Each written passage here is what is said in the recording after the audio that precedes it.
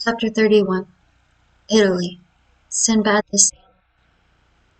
Towards the beginning of the year 1838, two young men belonging to the First Society of Paris, the Viscount Albert de Morcerf and the Baron Franz d'Épinay, were at Florence. They had agreed to see the carnival at Rome that year, and that Franz, who for the last 3 or 4 years had inhabited Italy, should act as a cicerone to Albert. As it is no inconsiderable affair to spend the carnival at Rome, especially when you have no great desire to sleep on the Piazza del Popolo or the Campo Vaccino, they wrote to Signor Pastrini, the proprietor of the Hotel de Londres, Piazza de Spagna, to reserve comfortable apartments for them. Signor Pastrini replied that he had only 2 rooms and a parlor on the 3rd floor, which he offered at the low charge of a louis per diem. They accepted his offer, but wishing to make the best use of the time that was left, Albert started for Naples. As for Franz, he remained in Florence, and after having passed a few days in exploring the paradise of the Cascine, and spending 2 or 3 evenings at the houses of the Florentine nobility, he took a fancy into his head, having already visited Corsica, the cradle of Bonaparte, to visit Elba, the waiting place of Napoleon. One evening he cast off the painter of a sailboat from the iron ring that secured it to the dock at Leghorn, wrapped himself in his coat and lay down, and said to the crew, "To the island of Elba." The boat shot out of the harbor like a bird, and the next morning Franz disembarked at Portoferrajo. He traversed the land, having followed the traces which the footsteps of the giant have left, and re-embarked for Marciana. 2 hours after he again landed at Pianosa, where he was assured that red partridges abounded. The sport was bad, Franz only succeeding in killing a few partridges, and like every unsuccessful sportsman, he returned to the boat very much out of temper. "Ah, if your Excellency chose," said the captain, "you might have a capital sport." "Where?" "Do you see that island?" continued the captain, pointing to a conical pile rising from the indigo sea. "Well, what is that island?" "The island of Monte Cristo." "But I have no permission to shoot over this island."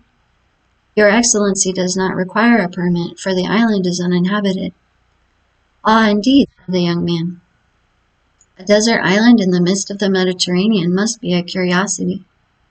"It is very natural. This island is a mass of rocks, and does not contain an acre of land capable of cultivation." "To whom does this island belong?" "To Tuscany." "What game shall I find there?" "Thousands of wild goats." "Who live upon the stones, I suppose," said Franz with an incredulous smile. "No, but by browsing the shrubs and trees that grow out of the crevices of the rocks." "Where can I sleep?" "On the shore, in the grottos, or on board in your cloak. Besides, if your Excellency pleases, we can leave as soon as you like. We can sail as well by night as by day, and if the wind drops, we can use our oars." As Franz had sufficient time, and his apartments at Rome were not yet available, he accepted the proposition. Upon his answer in the affirmative, the sailors exchanged a few words together in a low tone. "Well," asked he, "what now? Is there any difficulty in the way?" "No," replied the captain, "but we must warn you, your Excellency, that the island is an infected port." "What do you mean?" "Monte Cristo, although uninhabited, yet serves occasionally as a refuge for the smugglers and pirates who come from Corsica, Sardinia, and Africa, and if it becomes known that we have been there, we shall have to perform quarantine for 6 days on our return to Leghorn." "The deuce, that puts a different face on the matter. 6 days? Why, that's as long as the Almighty took to make the world. Too long a wait, too long." "But who will say your Excellency has been to Monte Cristo?" "Oh, I shall not," cried Franz. Nor I," chorused the sailors. "Then steer for Monte Cristo." The captain gave his orders, the helm was put up, and the boat was soon sailing in the direction of the island. Franz waited until all was in order, and when the sail was filled and the 4 sailors had taken their places, 3 forward and 1 at the helm, he resumed the conversation. Gaetano, he said to the captain, you tell me Monte Cristo serves as a refuge for pirates, who are, it seems to me, a very different kind of game from the goats. Yes, Your Excellency, and it is true. I knew there were smugglers, but I thought that since the capture of Algiers and the destruction of the Regency, pirates existed only in the romances of Cooper and Captain Marryat. Your Excellency is mistaken. There are pirates, like the bandits who were believed to have been exterminated by Pope Leo XII, and who yet every day rob travelers at the gates of Rome. Has not Your Excellency heard that the French Charge d'Affaires was robbed 6 months ago within 500 paces of Velletri? Oh yes, I heard that.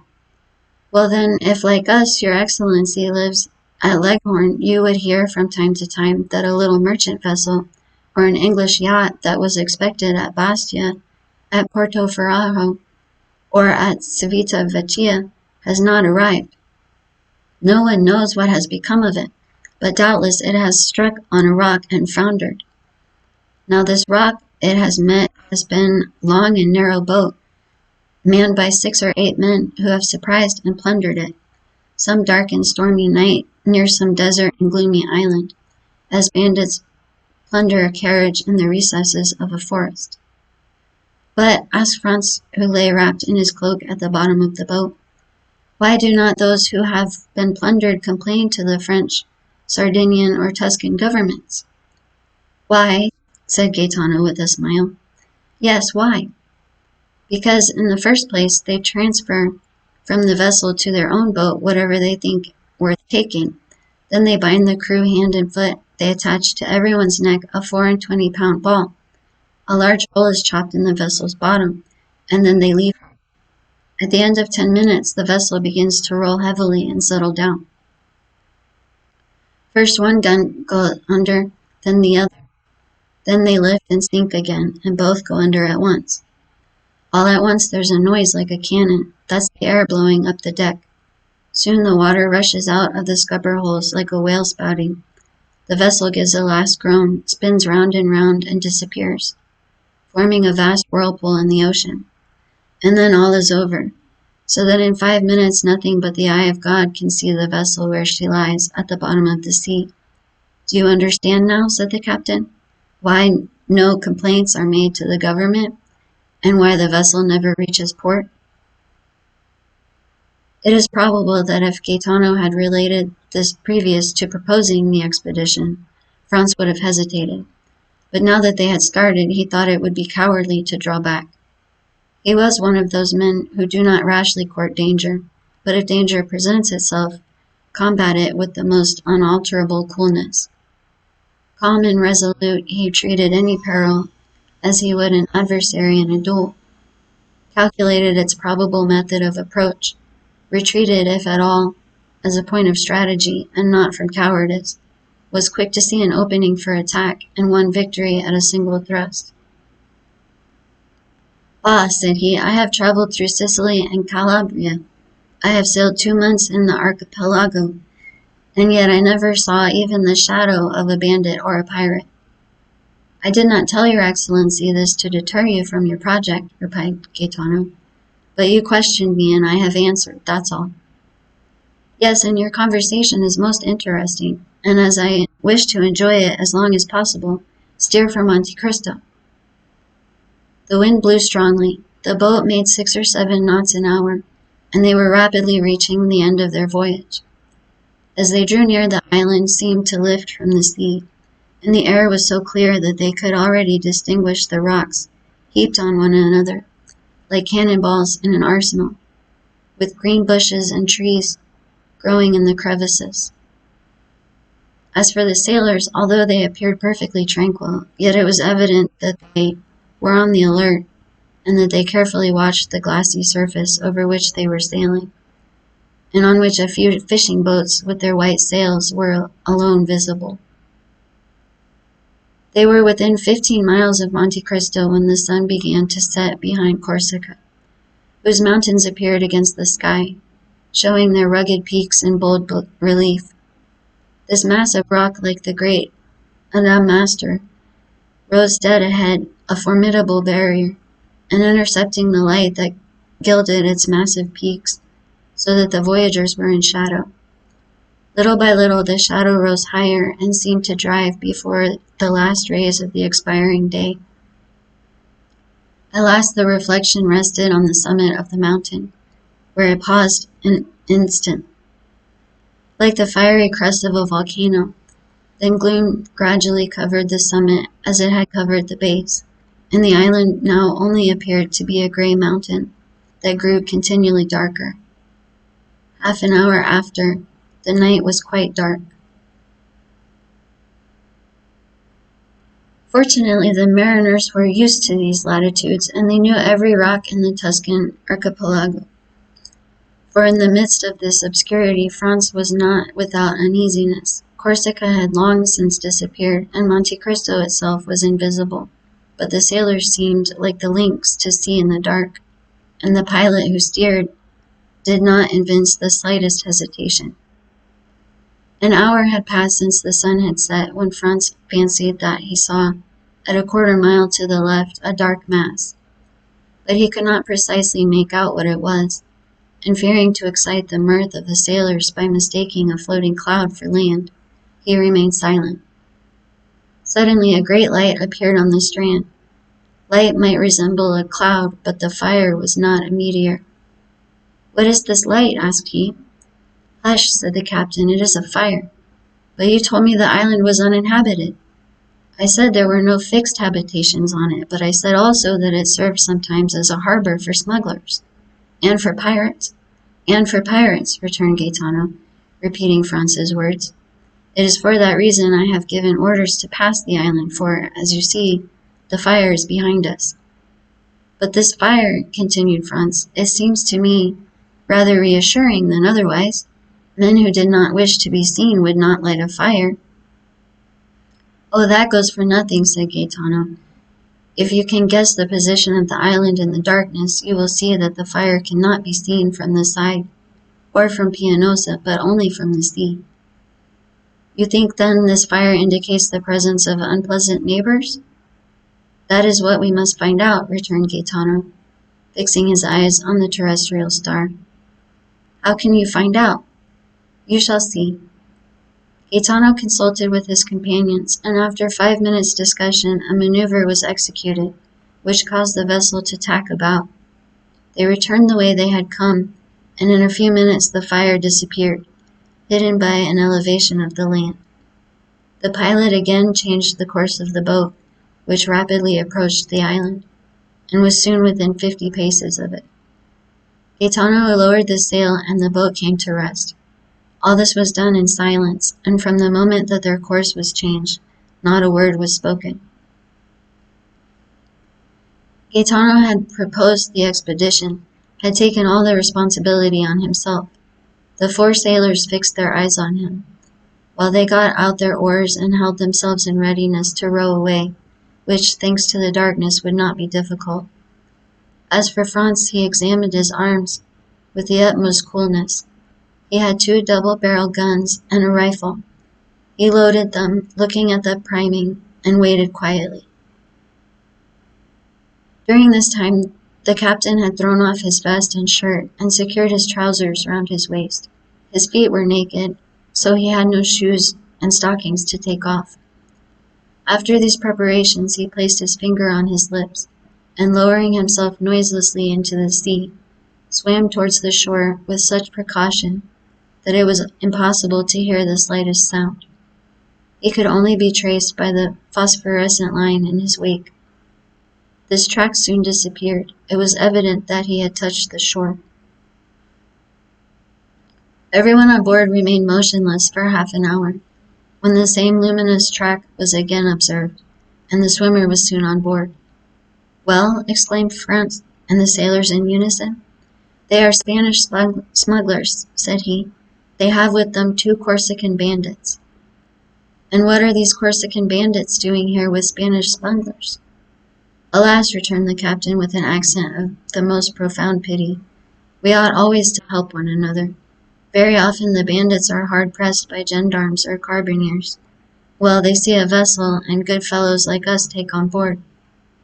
They come and demand hospitality of us. You can't refuse help to a poor hunted devil. We receive them, and are for greater security we stand out to sea. This costs us nothing and saves the life, or at least the liberty, of a fellow creature, who on the first occasion returns the service by pointing out some safe spot where we can land our goods without interruption. Ah, said Franz, then you are a smuggler occasionally, Gaetano? Your Excellency, we must live somehow, returned the other, smiling impenetrably. Then you know the men who are now on Monte Cristo? Oh yes, we sailors are like Freemasons and recognize each other by signs. And do you think we have nothing to fear if we land? Nothing at all. Smugglers are not thieves. But these two Corsican bandits, said Franz, calculating the chances of peril. It is not their fault they are bandits, but that of the authorities. How so? Because they are pursued for having made us stiff, as if it was not in a Corsican's nature to revenge himself. What do you mean by having made us stiff? Having assassinated a man? Said Franz, continuing his investigation. I mean that they have killed an enemy, which is a very different thing, returned the captain. Well, said the young man, let us demand hospitality of these smugglers and bandits. Do you think they will grant it? Without doubt. How many are they? 4, and the 2 bandits make 6. Just our number, so that if they prove troublesome, we shall be able to hold them in check. So for the last time, steer to Monte Cristo. Yes, but your Excellency will permit us to take all due precautions. By all means be as wise as Nestor and as prudent as Ulysses. I do more than permit, I exhort you. Silence then, said Gaetano. Everyone obeyed. For a man who, like Franz, viewed his position in its true light, it was a grave one. He was alone in the darkness with sailors whom he did not know, and who had no reason to be devoted to him, who knew that he had several thousand francs in his belt, and who had often examined his weapons, which were very beautiful, if not with envy, at least with curiosity. On the other hand, he was about to land, without any other escort than these men, on an island which had indeed a very religious name, but which did not seem to Franz likely to afford him much hospitality, thanks to the smugglers and bandits.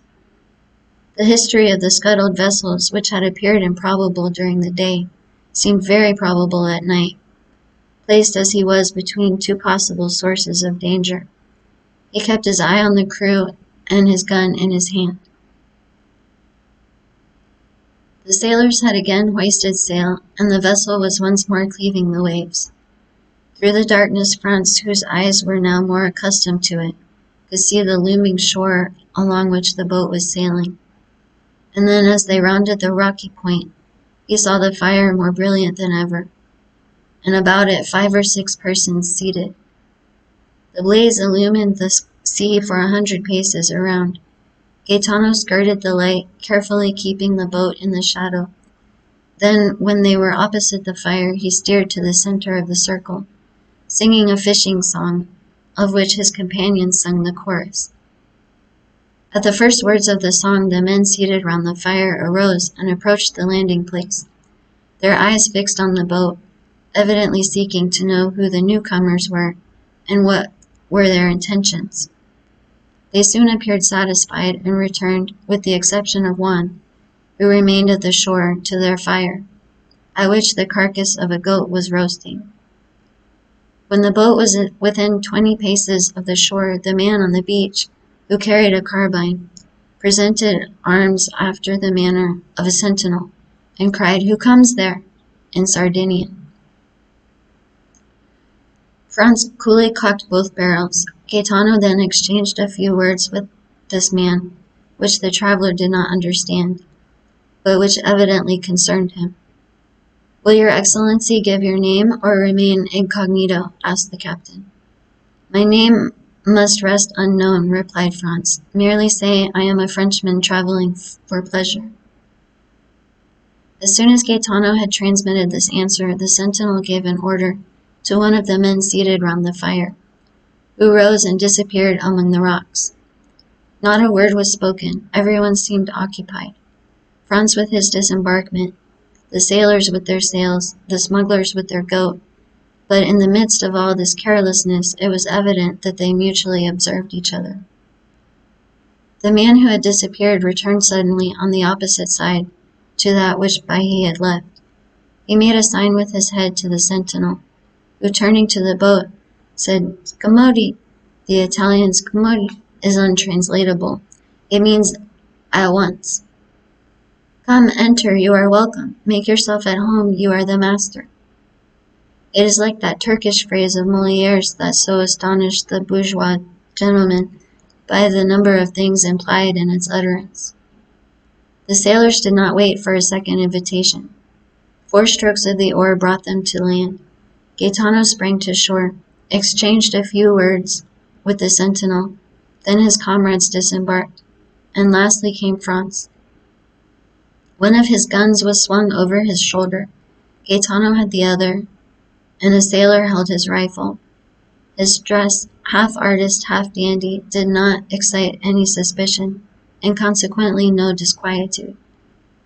The boat was moored to the shore, and they advanced a few paces to find a comfortable bivouac. But doubtless the spot they chose did not suit the smuggler who filled the post of sentinel, for he cried out, "Not that way, if you please." Gaetano faltered an excuse and advanced to the opposite side, while 2 sailors kindled torches at the fire to light them on their way. They advanced about 30 paces and then stopped at a small esplanade surrounded with rocks, in which seats had been cut, not unlike sentry boxes. Around in the crevices of the rocks grew a few dwarf oaks and thick bushes of myrtles.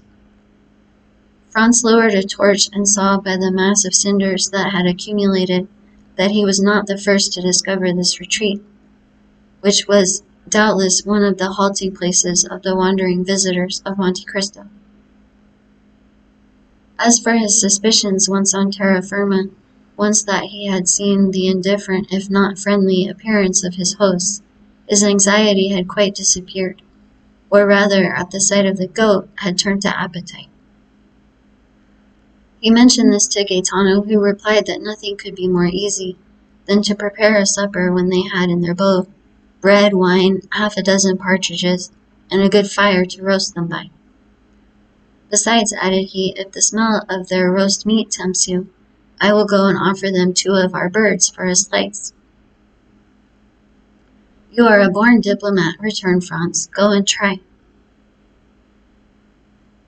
Meanwhile, the sailors had collected dried sticks and branches, with which they made a fire. Franz waited impatiently, inhaling the aroma of the roasted meat, when the captain returned with a mysterious air. "Well," said Franz, "anything new? Do they refuse?" "On the contrary," returned Gaetano, "the chief, who has told you are a young Frenchman, invites you to sup with him." "Well," observed Franz, "this chief is very polite, and I see no objection, the more so as I bring my share of the supper." "Oh, it is not that. He has plenty, and to spare, for supper. But he makes one condition, and rather a peculiar one, before he will receive you at his house." "His house? Has he built one here, then?" "No, but he has a very comfortable one all the same, so they say." "You know this chief, then?" "I have heard talk of him." "Favorably or otherwise?" "Both." "The deuce! And what is the condition?" "That you are blindfolded, and do not take off the bandage until he himself bids you." Franz looked at Gaetano to see, if possible, what he thought of this proposal. "Ah," replied he, guessing Franz's thought, "I know this is a serious matter. What should you do in my place?" "I, who have nothing to lose, I should go." "You would accept?" "Yes, were it only out of curiosity." "There is something very peculiar about this chief, then?" "Listen," said Gaetano, lowering his voice. "I do not know if what they say is true." He stopped to see if anyone was near. "What do they say?" "That this chief inhabits a cavern to which the Pitti Palace is nothing." "What nonsense," said Franz, reseating himself. "It is no nonsense, it is quite true.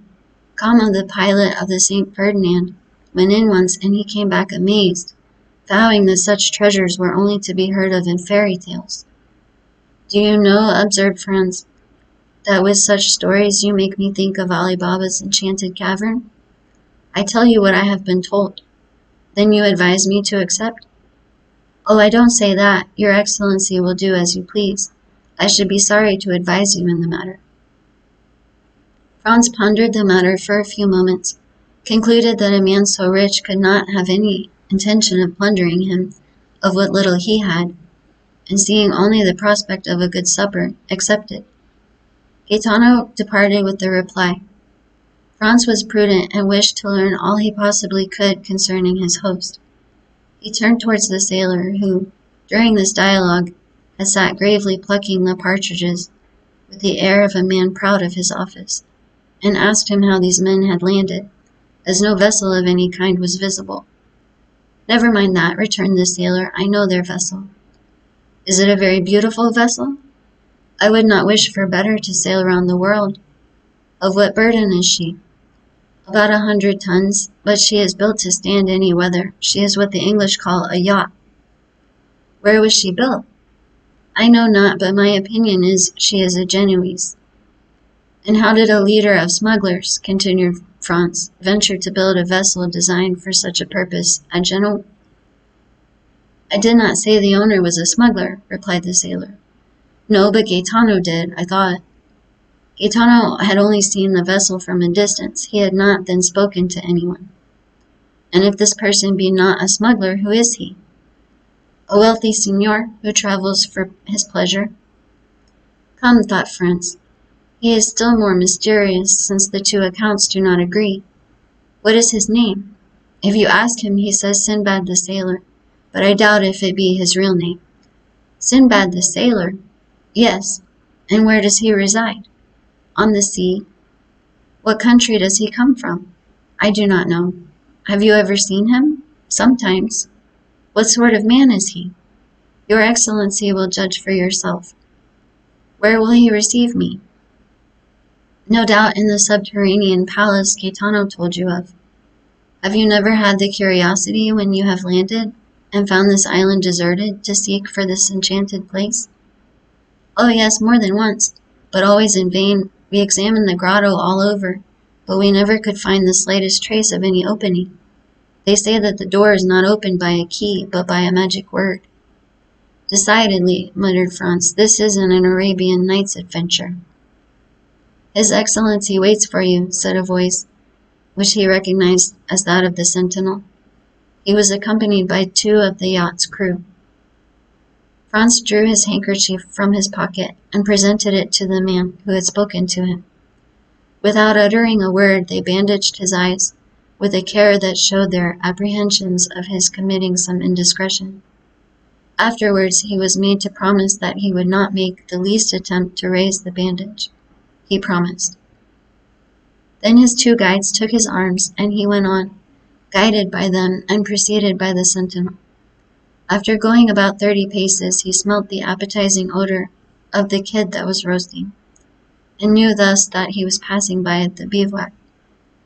They then led him on about 50 paces farther, evidently advancing towards that part of the shore where they would not allow Gaetano to go, a refusal he could now comprehend.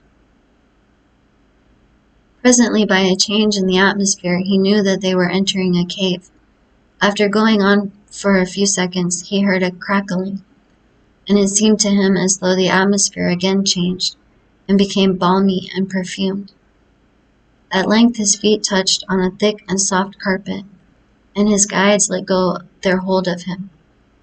There was a moment's silence, and then a voice, in excellent French, although with a foreign accent, said, "Welcome, sir. I beg you remove your bandage."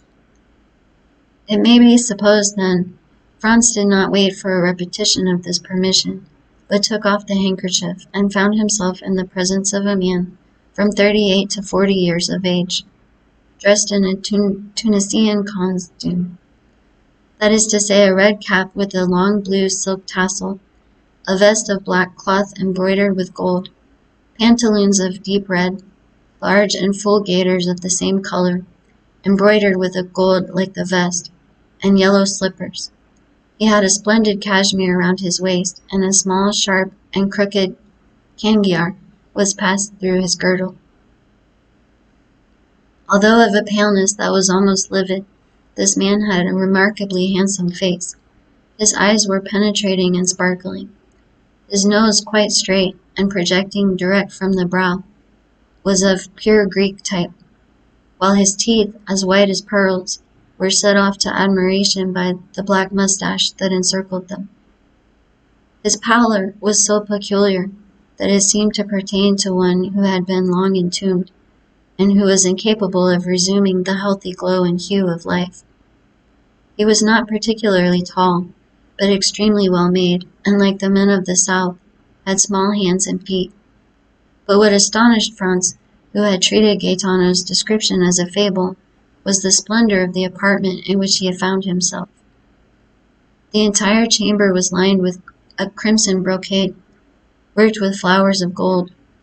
In a recess was a kind of divan, surmounted with a stand of Arabian swords and silver scabbards, and the handles resplendent with gems. From the ceiling hung a lamp of Venetian glass, of beautiful shape and color, while the feet rested on a Turkey carpet, in which they sunk to the instep. Tapestry hung before the door by which Franz had entered, and also in front of another door, leading into a second apartment which seemed to be brilliantly illuminated. The host gave Franz time to recover from his surprise, and moreover returned the look for look, not even taking his eyes off him. "Sir," he said after a pause, "a thousand excuses for the precaution taken in your introduction hither.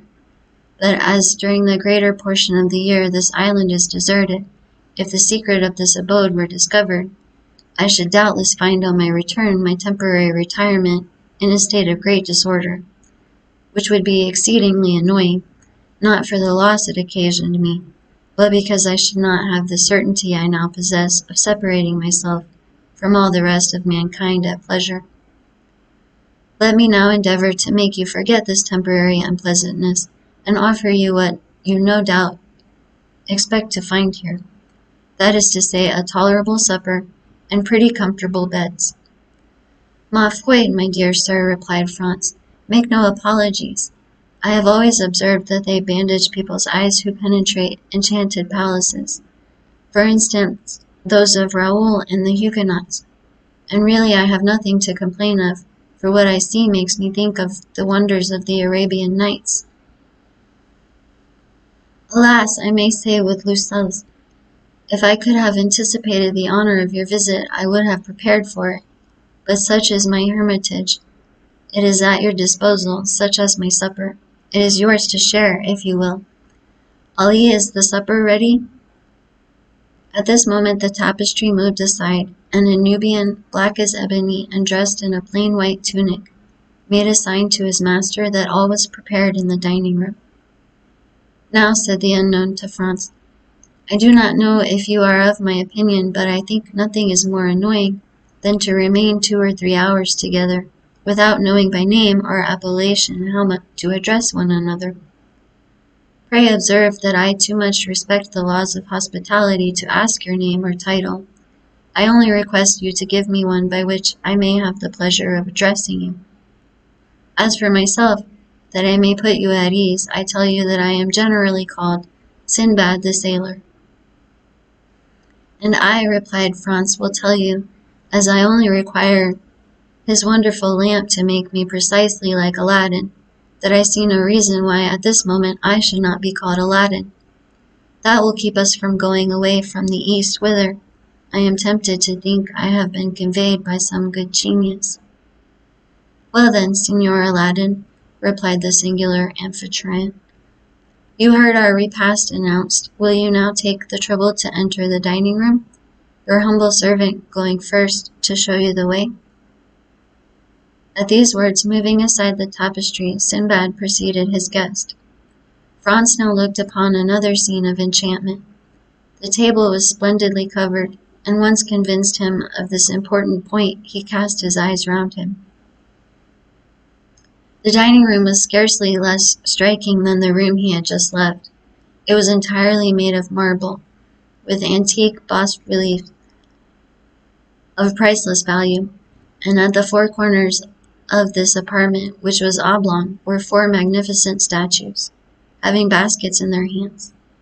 These baskets contained four pyramids of most splendid fruit. They were Sicily pineapples, pomegranates from Malaga, oranges from the Balearic Isles, peaches from France, and dates from Tunis. The supper consisted of a roast pheasant garnished with Corsican blackbirds, a boar's ham with jelly, a quarter of a kid with tartar sauce, a glorious turbot, and a gigantic lobster. Between these large dishes were smaller ones containing various dainties. The dishes were of silver and the plates of Japanese china. Franz rubbed his eyes in order to assure himself that this was not a dream. Ali alone was present to wait the table, and acquitted himself so admirably that the guest complimented his host thereupon. Yes, replied he, while he did the honors of the supper with much ease and grace. Yes, he is a poor devil who is much devoted to me, and does all he can to prove it. He remembers that I saved his life, and as he has regard for his head, he feels some gratitude towards me for having kept it on his shoulders. Ali approached his master, took his hand, and kissed it. Would it be impertinent, Signor Sinbad, said Franz, to ask you the particulars of this kindness? Oh, they are simple enough, replied the host. It seems the fellow had been caught wandering nearer to the harem of the Bey of Tunis than etiquette permits to one of his color, and he was condemned by the Bey to have his tongue cut out and his hand and head cut off, the tongue the first day, the hand the second, and the head the third. I always had a desire to have a mute in my service, so learning the day his tongue was cut out, I went to the Bey and proposed to give him, for Ali, a splendid double-barreled gun, which I knew he was very desirous of having.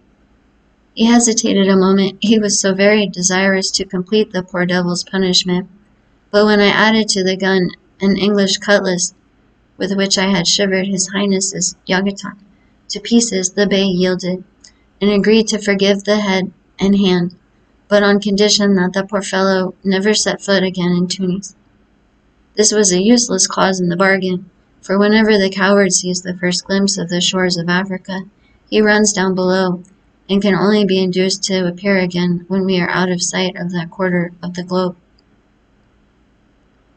Franz remained a moment silent and pensive, hardly knowing what to think of the half-kindness, half-cruelty with which his host related the brief narrative. And like the celebrated sailor whose name you have assumed, he said, by way of changing the conversation, you pass your life in traveling? Yes, I made a vow at a time when I thought little I should ever be able to accomplish it, said the unknown with a singular smile, and I made some others also which I hope I may fulfill in due season. Although Sinbad pronounced these words with much calmness, his eyes gave forth gleams of extraordinary ferocity. You have suffered a great deal, sir, said Franz inquiringly. Sinbad started and looked fixedly at him, as he replied, What makes you think so? Everything, answered Franz, your voice, your look, your pallid complexion, and even the life you lead. I live the happiest life possible, the real life of a pasha. I am king of all creation. I am pleased with one place and stay there. I get tired of it and leave it. I am free as a bird and have wings like one. My attendants obey my slightest wish. Sometimes I amuse myself by delivering some bandit or criminal from the bonds of the law. Then I have my mode of dispensing justice, silent and sure, without respite or appeal, which condemns or pardons, and which no one sees. Ah, if you had tasted my life, you would not desire any other, and would never return to the world unless you had some great project to accomplish there. Revenge, for instance, observed Franz.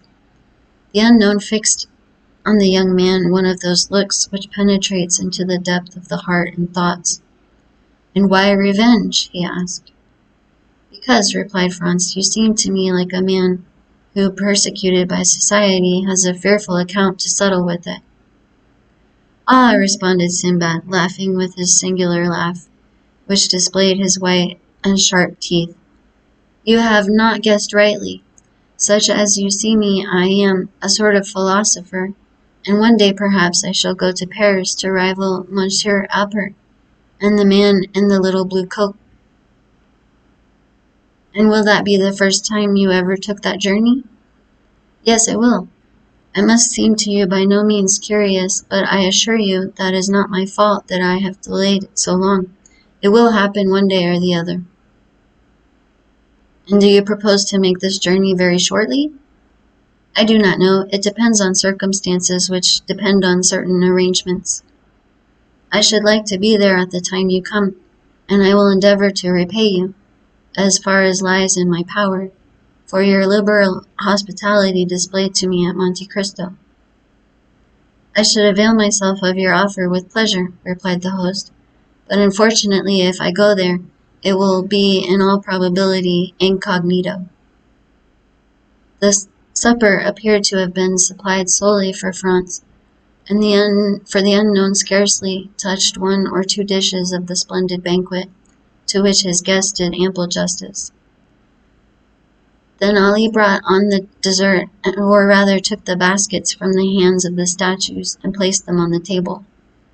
Between the two baskets he placed a small silver cup with a silver cover. The care with which Ali placed this cup on the table aroused Franz's curiosity. He raised the cover and saw a kind of greenish paste, something like preserved angelica, but which was perfectly unknown to him. He replaced the lid as ignorant of what the cup contained as he was before he had looked at it, and then casting his eyes towards his host, he saw him smile at his disappointment. You cannot guess, said he, what is in there, in that small vase, can you? No, I really cannot. Well then, that green preserve is nothing less than the ambrosia which Hebe served at the table of Jupiter. But, replied Franz, this ambrosia, no doubt, in passing through mortal hands, has lost its heavenly appellation, and assumed a human name. In vulgar phrase, what may you term this composition, for which, to tell the truth, I do not feel any particular desire? Ah, then, thus it is that our material origin is revealed, cried Sinbad. We frequently pass so near to happiness without seeing, without regarding it, or if we do see and regard it, yet without recognizing it. Are you a man for the substantials, and is gold your god? Taste this, and mines the Peru, Gujarat, and Golconda are open for you. Are you a man of imagination, a poet? Taste this, and the boundaries of possibility disappear.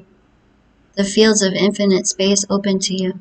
You advance free in heart, free in mind, into the boundless realms of unfettered revelry. Are you ambitious, and do you seek after the greatness of the earth? Taste this, and in an hour you will be a king, not a king of a petty kingdom, hidden in some corner of Europe like France, Spain, or England, but king of the world, king of the universe, king of creation. Without bowing at the feet of Satan, you will be king and master of all the kingdoms of earth. Is it not tempting what I offer you? And is it not an easy thing, since it is only to do thus? Look. At these words he uncovered the small cup which contained the substance so lauded, took a teaspoonful of the magic sweetmeat, raised it to his lips and swallowed it slowly, with his eyes half shut and his head bent backwards. Franz did not disturb him whilst he absorbed his favorite sweetmeat, but when he had finished he inquired, What then is this precious stuff? Did you ever hear, he replied, of the old man of the mountain, who attempted to assassinate Philippe Auguste? Of course I have. Well, you know he reigned over a rich valley which was overhung by the mountain, whence he derived his picturesque name. In this valley were magnificent gardens, planted by Hasab and Saba, and in these gardens isolated pavilions. Into these pavilions he admitted the elect, and there, says Marco Polo, gave them to eat a certain herb, which transported them to paradise, in the midst of ever-blooming shrubs, ever-ripe fruit, and ever-lovely virgins. What these happy persons took for reality was but a dream. But it was a dream so soft, so voluptuous, so enthralling, that they sold themselves body and soul to give him, who gave it to them, and obedient to his orders as to those of a deity, struck down the designated victim, died in torture without a murmur, believing that the death they underwent was but a quick transition to that life of delights of which the holy herb now before you had given them a slight foretaste. Then, cried Franz, it's hashish, I know that, by name at least. That is it precisely, Signor Aladdin. It is hashish, the purest and most unadulterated of Alexandria, the hashish of Abugor, the celebrated maker, the only man, the man to whom there should be built a palace, inscribed with these words, a grateful world to the dealer in happiness. Do you know, said Franz, I have a very great inclination to judge for myself of the truth of exaggeration of your eulogies. Judge for yourself, Signor Aladdin. Judge, but do not confine yourself to one trial. Like everything else, we must habituate the senses to a fresh impression, gentle or violent, sad or joyous. There is a struggle in nature against this divine substance, a nature which is not made for joy and clings to pain. Nature subdued must yield in combat. The dream must succeed to reality, and then the dream reigns supreme. Then the dream becomes life, and life becomes the dream. But what changes occur? It is only by comparing the pains of actual being with the joys of the assumed existence that you would desire to live no longer, but to dream thus forever.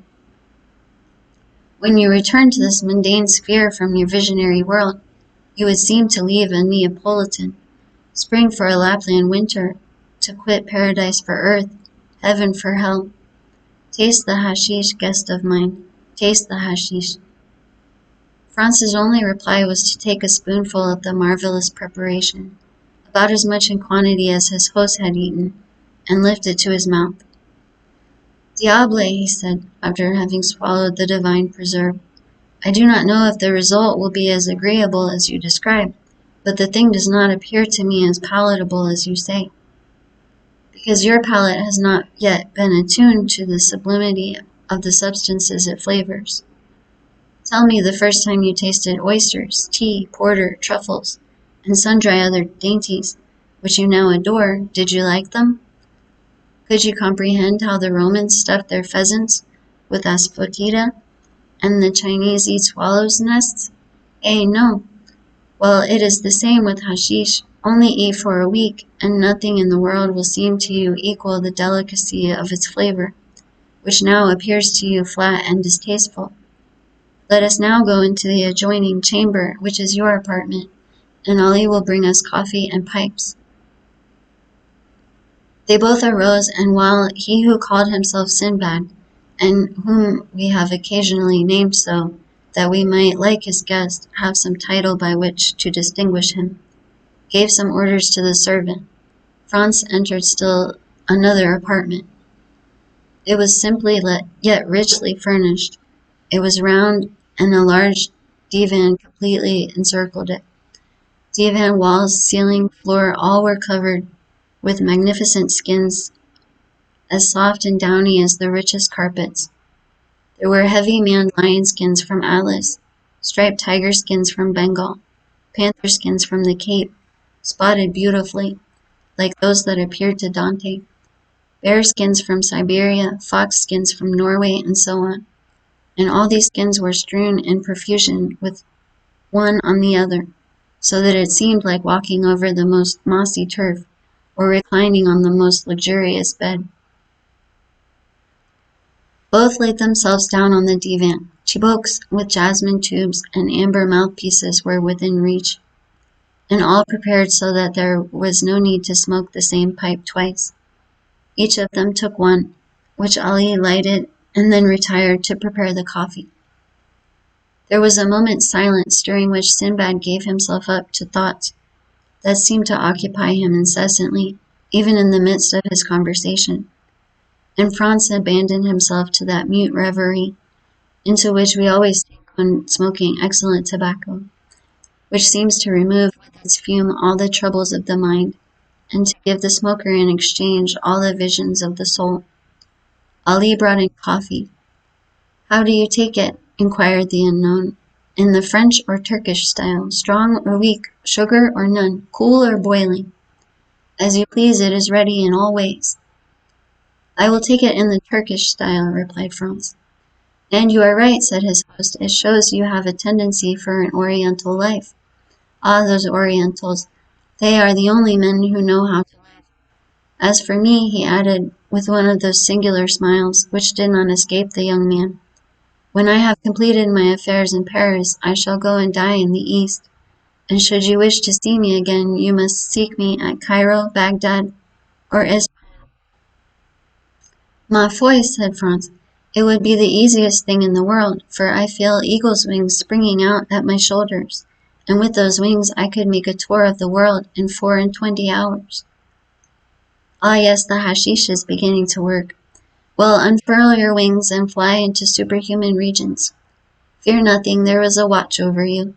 And if your wings, like those of Icarus, melt before the sun, we are here to ease your fall."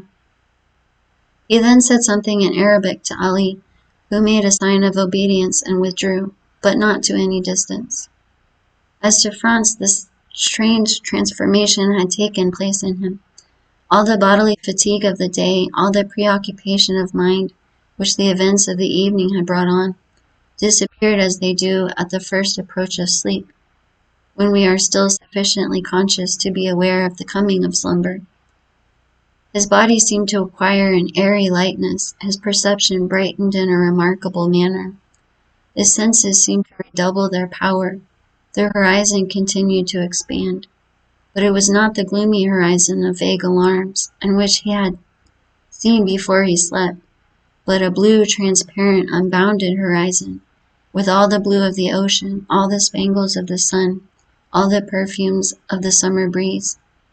Then in the midst of the songs of his sailors, songs so clear and sonorous that they would have made a divine harmony had their notes been taken down, he saw the island of Monte Cristo no longer as a threatening rock in the midst of the waves, but as an oasis in the desert. Then, as his boat drew nearer, the songs became louder, for an enchanting and mysterious harmony rose to heaven, as if some Lorelei had decreed to attract a soul thither, or Amphion the enchanter intended there to build a city. At length the boat touched the shore, but without effort, without shock, as lips touch lips, and he entered the grotto amidst continued strains of most delicious melody.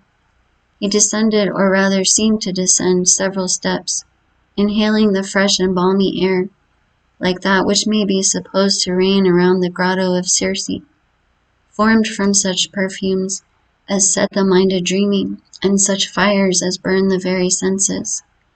And he saw again all he had seen before in his sleep, from Sinbad his singular host to Ali the mute attendant. Then all seemed to fade away and become confused before his eyes, like the last shadows of the magic lantern before it is extinguished, and he was again in the chamber of statues, lighted only by one of those pale and antique lamps which watch in the dead of the night over the sleep of pleasure. They were the same statues, rich in form and attraction and poesy, with eyes of fascination, smiles of love, and bright flowing hair. They were Fern, Cleopatra, and Messalina, those three celebrated courtesans. Then among them glided like a pure ray, like a Christian angel in the midst of Olympus, one of those chaste figures, those calm shadows, those soft visions which seemed to veil its virgin brow before these marble wantons. Then the three statues advanced toward him with looks of love and approached the couch on which he was reposing, their feet hidden in the long white tunics, their throats bare, hair flowing like waves, and assuming attitudes which the gods could not resist, but which saints withstood, and looks inflexible and ardent like those with which the serpent charms the bird. And then he gave way before looks that held him in a torturing grasp, and delighted his senses as with a voluptuous kiss.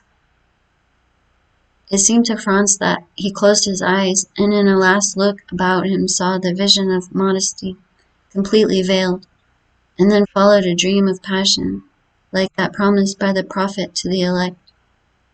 Lips of stone turned to flame, breasts of ice became heated lava, so that to Franz, yielding for the first time to the sway of the drug, love was a sorrow and voluptuousness a torture, as burning mouths were pressed to his thirsty lips, and he was held in cool serpent-like embraces. The more he strove against this unhallowed passion, the more his senses yielded to its thrall, and at length, weary of a struggle that taxed his very soul, he gave way and sank back breathless and exhausted beneath the kisses of those marble goddesses, and the enchantment of his marvelous dream.